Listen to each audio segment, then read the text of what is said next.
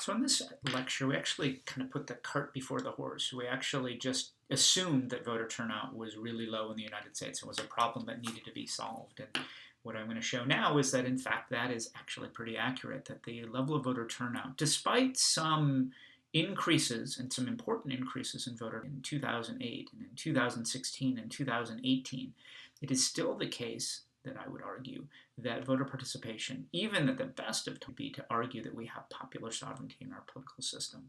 So what we want to do is to take a look at some of the ways in which we could make that argument.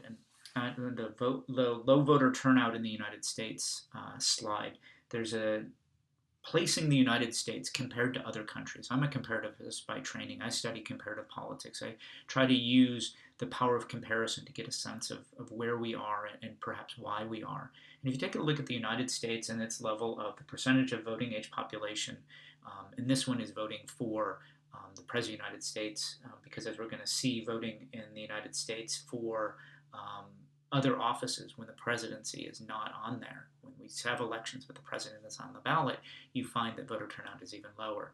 So we're using the highest level of political participation in the United States and comparing it to other countries in terms of how well they're doing in terms of the percentage of those, the voting age population that is actually per process. And so 2016 was an important one. It was an important election, obviously, and it did have, for the United States, you had high voter turnout.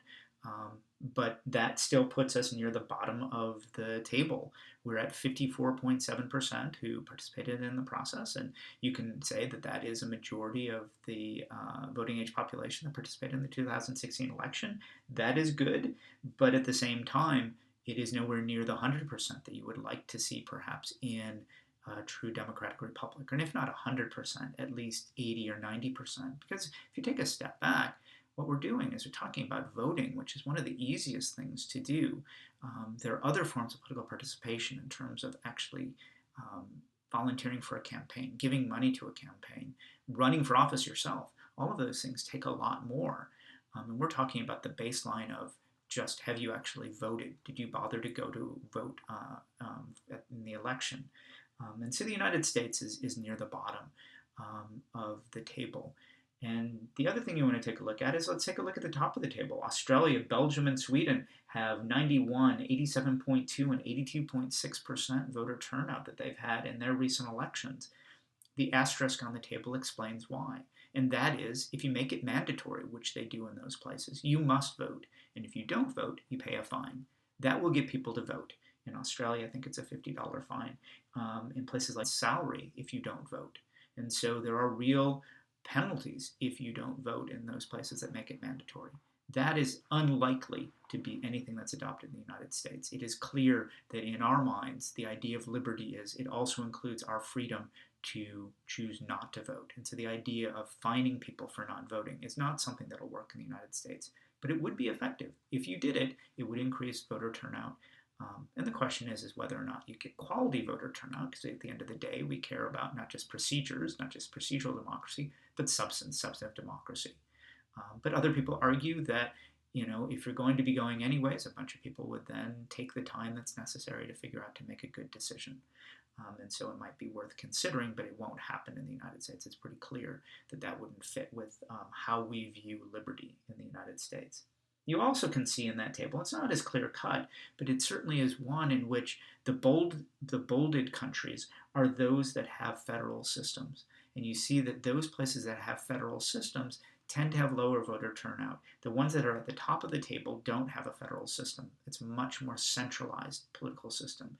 And the reason why voter turnout is lower in a system, a federal system, is because there are more things you have to vote on. So the ballots are longer. The amount of time you have to spend collecting information about all the different people running for office, but also when you're actually there at the polling station, it takes longer because you have more offices. You have both federal level and state level. Plus, if they're not held at exactly the same time, you have more elections you have to participate in. And then if you add in that you also have political primaries, you have to vote in the primaries election, you can see in a federal system, you have a lot of things that you vote on. And so places like the United States, like Switzerland, India, Germany, and Mexico, they all have federal systems and their voter turnout rates are lower. Furthermore, if you take a look at places like Switzerland, like the United States, or at least California, has direct democracy. And so, in that sense, they have more things that they vote on, and their voter turnout rate is lower because of that. So, in many ways, you can sort of see just looking at that table, it tells us some interesting things and some important things about how we compare and contrast with other places. The other thing we see on the side of that table is the notion that what we're looking at in that table is the highest level of political participation of voter turnout in the United States is for those where the president appears on the ballot every 4 years. But there are midterm elections, and midterm elections are those because the House of Representatives is in office for every 2 years and a third of the Senate is up for re-election every 2 years, then you have elections even when the presidency isn't there. The president is there every 4 years, but you have elections every 2 years at the federal level for all members of the House of Representatives and a third of the U.S. Senate.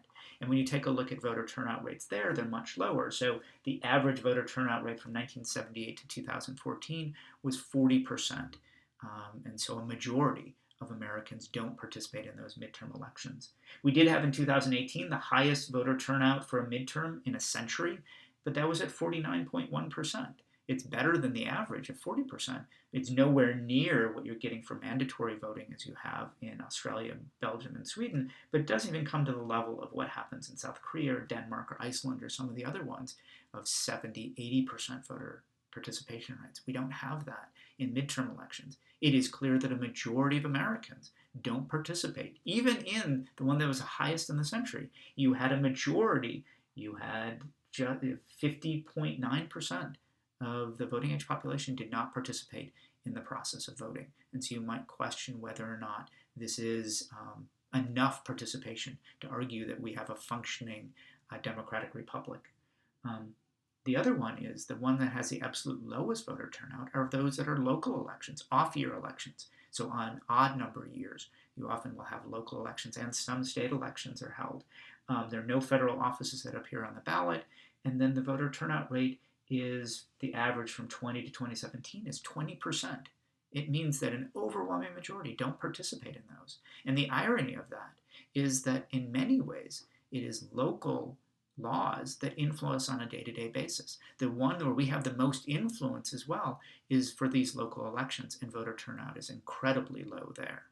So clearly that table points out that the United States is nowhere near the top of the table in terms of voter turnout. And what we want to do is then ask the question of why is it so low? Why is voter turnout so low in the United States?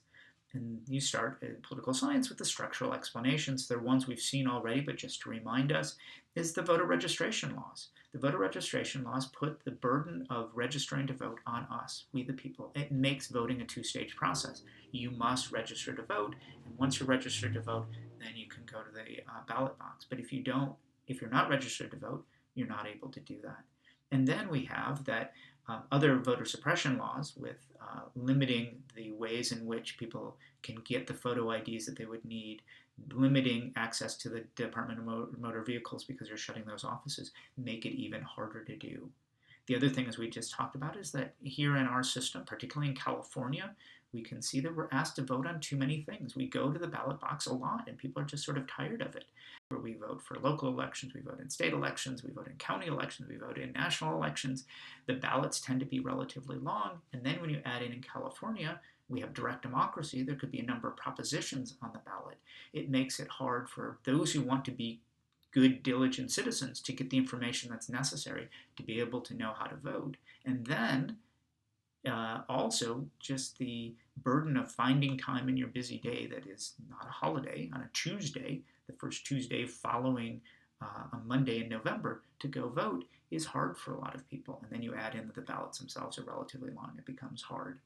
So we can see why voter turnout is relatively low. There are the other ones as well we've talked about, which is that a lot of people aren't motivated to go. There's a low sense of political efficacy and things like that. So we want to talk a little bit more about the predictors of voter turnout. Who are the people who tend to vote? I've already suggested one when we talked about the vicious cycle, and that is old people like me vote and young people like you don't vote. Is that it just becomes a habit. People get a sense. They know that every 4 years they're voting for the President of the United States, every 2 years, the U.S. Senate every 6 years. And so it becomes a habit. It becomes a sense of duty that they need to, that older people get a sense they need to vote. There's also the fact that politicians pay attention more to the issues of older people. Because the politicians know that older people vote, then that tends to be more important issues that they deal with. And furthermore, it is also sociologically important to recognize that older people, once they buy their house and things like that, tend not to move as much. That, as you know, many of you are moving around, and if you move, even within a city, you might be moving to a different district, a different state assembly district, or a state senate district, or a different House of Representatives district. And if you move districts, you need to re-register to vote, and you may not even know that you've done that. And so, because older people tend not to move as much as younger people, you have that as a contributing factor.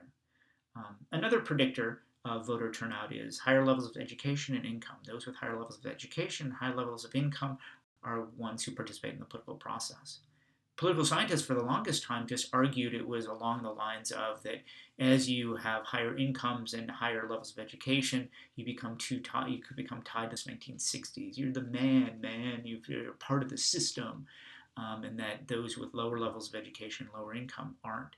But really, some political scientists have done some research to argue it's much more specific than that. It is the idea that people with higher levels of education and income have civic skills. They develop the skills to be able to participate, to know when there are deadlines that you have to register to vote, to know how to find good information about the candidates. Where do you go to find out about that? To know that maybe your interest group will provide you with that information. Maybe you have a news source that does provide you with the information you need to make good democratic decisions. You develop those because of the higher levels of education, the levels of income that you have.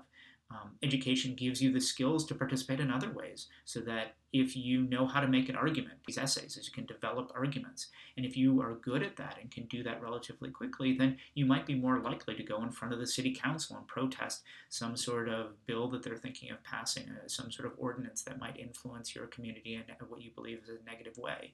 And so people with higher levels of education and income participate. What's nice about this emphasis on civic skills is those civic skills can be developed elsewhere. They don't only have to be done in people with undergraduate degrees and master's degrees and PhDs. There are ways in which you might be able to develop these civic skills. And in fact, the researchers who studied this found that there were some individuals who had lower levels and who did participate. And many of them were people who became active in their civic organizations. Many of them got involved in their churches, and that by being part of a church and being part of, they were given some leadership skills, that transferred over, that they felt a sense of political efficacy because they knew that they could run a Bible study. They knew they could handle a budget for the committee that they're on. And so there are ways in which it is not simply education, not simply income, that can create these civic skills. But again, it's not so clear-cut how you do that.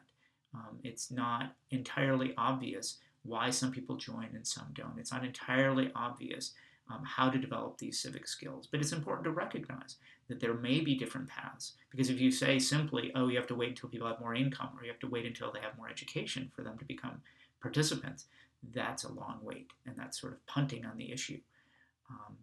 And so we get back to the idea of trust, political efficacy, and duty, that a lot of the things that influence whether people participate is certainly the structural barriers stand in the way and can have a huge influence. But if we want to change that, and we know that some of the structural factors can't change, we have to find ways of increasing a sense of trust, a sense of political efficacy, a sense of duty. And how we do that is not so clear cut, but it is important that we do it.